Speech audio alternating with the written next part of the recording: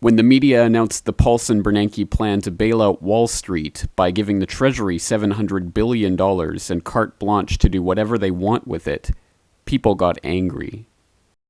You're talking about a bailout for like some of the wealthiest banks in the world, but yet we can't seem to help our own citizens who are having foreclosure crises. No deal for Wall Street! No deal for Main Street! Main first! Main Street first! Main Street first! Main Street first! But if people are upset over this proposed $700 billion plan, why are they not equally upset by the $188 billion per day that was actually created by the Federal Reserve last week alone to help prop up the failing investment banks? Or the $630 billion the Fed pledged to inject into the system as soon as the bailout was rejected? The fact is that in the last week alone, more than $1.5 trillion have been made available in sweetheart loans to Wall Street by the Federal Reserve, America's central bank. The name Federal Reserve conjures a reassuring image of a federally operated bank lending out its physical reserves. But there are just two problems with that perception. Oh, absolutely. The Federal Reserve is neither federal and has doubtful reserves. What is little understood, even by Congress, is that when the Fed makes these loans, it is not lending out actual money from its physical reserves. It is in fact using its bank charter to create money out of thin air. The problem with this system is that when money is created out of nothing, it increases the money supply without any corresponding increase in the economy. More paper chasing the same amount of goods means each dollar is worth less. This is inflation. The effect is the exact same as if the Federal Reserve went into your bank account and took a percentage of your savings. Ron Paul explains. But I maintain really that inflation is a tax, and if the Federal Reserve and you as chairman have this authority to increase the money supply arbitrarily, you're probably the biggest taxer in the country. You're a bigger taxer than the Congress. Because, they're talking now about a bailout package of $300 billion, and we'll have to raise the national debt to accommodate, to take care of the housing crisis.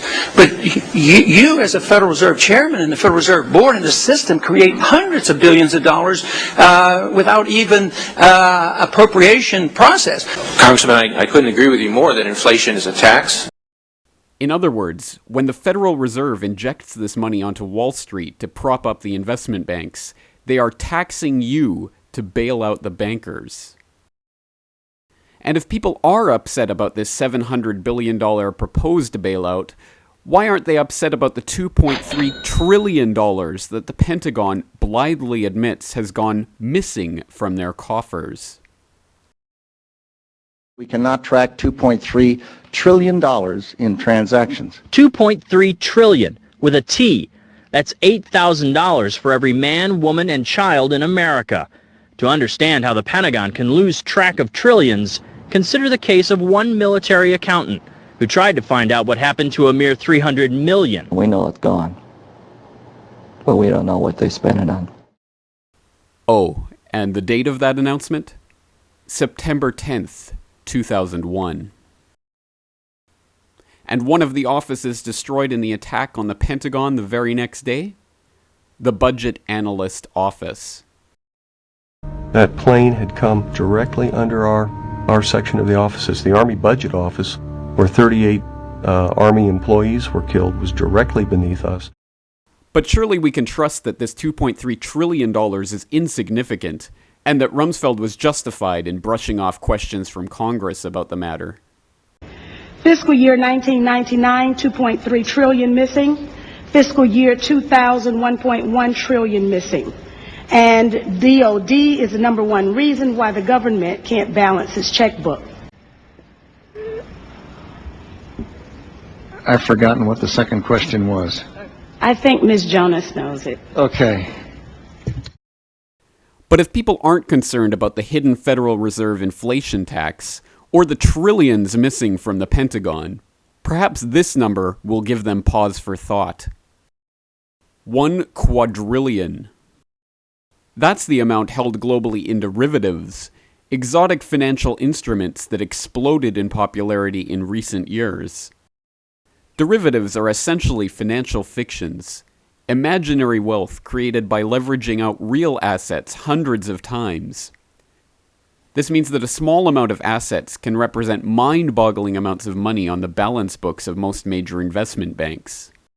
Now, the meltdown in mortgage-backed securities is threatening to start a chain reaction, burning its way through this derivative bubble, and creating a financial black hole.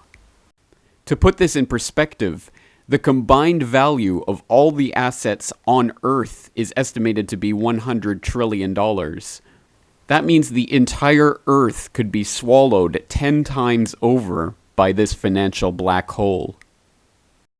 So if we're upset over the $700 billion plan, why aren't we concerned about the trillions plundered by the Fed, the trillions missing from the Pentagon, or the quadrillion-dollar derivative bubble? Could it be because the controlled corporate media is trying to distract us from the real issues by telling us we've already won the fight? The bill would pass. Well, they knew, and everyone was very careful and very diligent to say that they knew this was going to be a tough vote. It's a tough vote to vote for because you're talking about potential price tag of $700 billion, no matter what party you stand with. But